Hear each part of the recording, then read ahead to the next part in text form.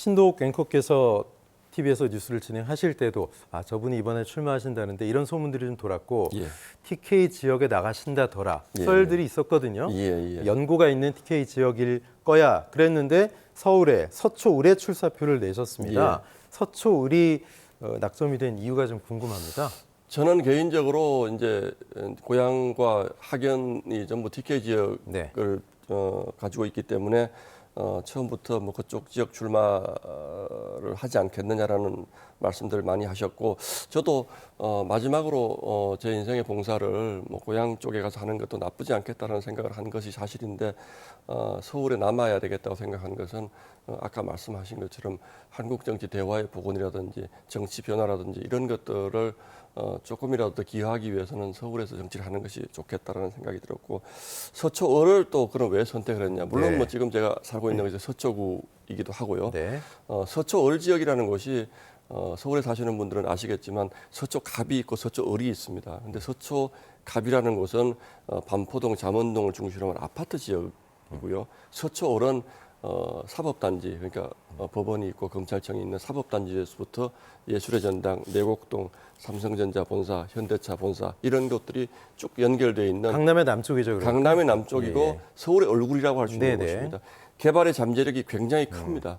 그리고 저는 앞으로 서울 메트로, 이번에 김포라든지 남양주 편입 문제도 있습니다만 네. 서울 메트로를 다시 구성하기 위해서는 이 서초을 지역이 굉장히 중요한 지역이라고 생각을 합니다. 그런 예. 점에서 좀 할 일이 많지 않을까, 또 흥미가 굉장히 많은 곳이다라는 생각을 하고 있습니다. 네. 서초을 지역에 지금 뭐 몇 가지 얘기를 해주셨는데 가장 시급한 현안이 무엇일까 궁금하고 그거에 대한 해결책, 대비책도 나름대로 생각하고 계신 게 있을 것 같아요. 제가 그 지역을 가보니까 네. 이거는 꼭 서초을 지역의 문제만은 아닌데 네.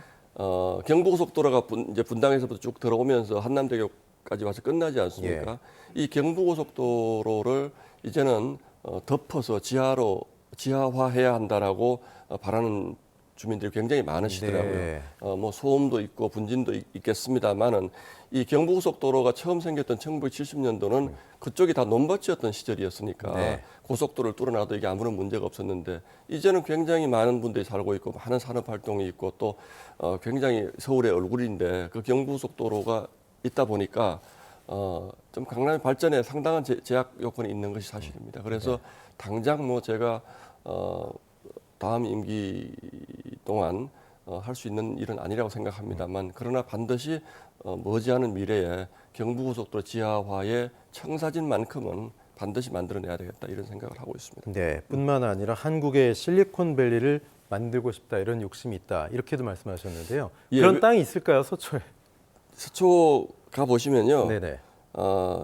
우면산 아시잖아요. 네, 알고 있습니다. 또 청계산 아시잖아요. 예. 그게 분당으로 넘어가는 그 그린벨트 그린벨트로 그린벨트로 묶여 묶여 있죠. 있는 지역들입니다. 예술의 전당 뒤쪽으로 말이죠. 서초을 지역구가 면적상으로 서울에서 가장 넓은 곳입니다. 예.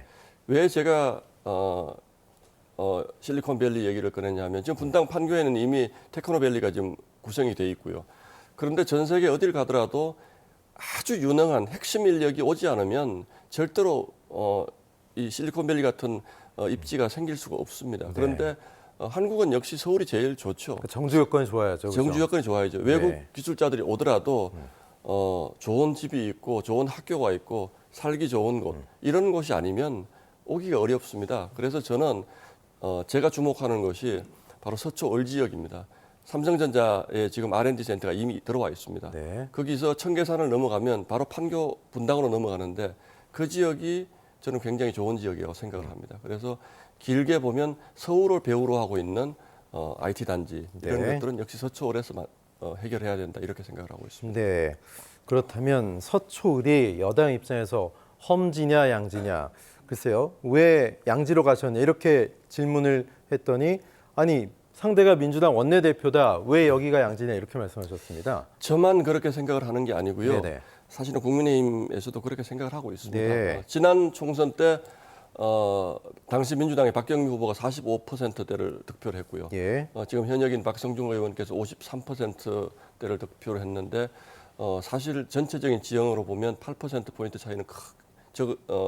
큰 건 아닌 거죠. 네. 오늘 아침에 국민의힘 장동혁 사무총장이 기자들하고 질문해서 서초올 얘기를 좀 하면서 네. 서초올은 민주당의 원내대표 2인자지 않습니까? 네. 원내대표가 출사표를 던지는 곳이다. 그런 곳이니만큼 야 이걸 쉽게 볼 수만은 없는 곳이다. 이렇게 당도 그렇게 얘기를 했습니다. 그리고 정치라는 것이 가능성이 없는 곳에 가겠습니까? 홍익표 원내대표가 서초로 자기 지역구를 옮기려고 했을 때는 그러니까 중성동을 놔두고 왔단 말이죠. 지금. 놔두고 왔잖아요. 예. 옮기려고 했을 때는 해볼 만한 곳이다라고 판단하고 왔다라고 저는 생각을 합니다. 그래서 기회가 주어진다면 민주당의 원내대표와의 선거를 제가 한번 치러보고 싶다 이런 욕심을 가지고 있습니다. 사실 영입되실 때는 비례대표 또는 뭐 좀 쉬운 길 이런 유혹도 있을 텐데 처음부터 지역구 출마 얘기하셨거든요. 예, 어떤 마음이셨던 거예요? 저는 사실은 지역구 주민들하고 호흡하는 정치를 하는 것이 정치의 가장 요체라고 생각을 합니다. 네. 그래서 뭐 비례대표 하면 편하긴 하겠지만 그것보다는 앞으로 어차피 이렇게 한번 들어선 길인데 주민들의 목소리를 직접 듣고 또 그분들이 어떤 어려움을 가지고 있는지 현장에서 직접 좀 부대끼면서 정치를 하고 싶은 생각이 있습니다. 알겠습니다. 예. 어느덧 시간이 다 돼서요. OBS 시청자 여러분 그리고 지역민들께 한 말씀 부탁드립니다. 예, 뭐 앵커께서 처음에 말씀을 주셨습니다만은 정치를 하게 되기까지 적지 않은 고민이 있었습니다. 제가 그동안 30여 년 동안 닦아왔던 언론인으로서의 길을 포기하는 것도 쉽지가 않았습니다. 그러나 이제는 그 경험을 바탕으로 한국 사회에 뭔가 보람 있는 일을 하나는 하고 제 일을 그만둬야 되겠다고 생각해서 들어선 길입니다. OBS 시청자 여러분 그리고 국민 여러분 많이 지켜봐 주시고 또 꾸짖어 주시고 제가 더 잘할 수 있도록 끊임없는 격려 부탁드리겠습니다. 고맙습니다. 네, 서초 의뢰 출사표를 낸 국민의힘 신동욱 전 앵커와 이야기 나눴습니다. 고맙습니다. 예, 감사합니다.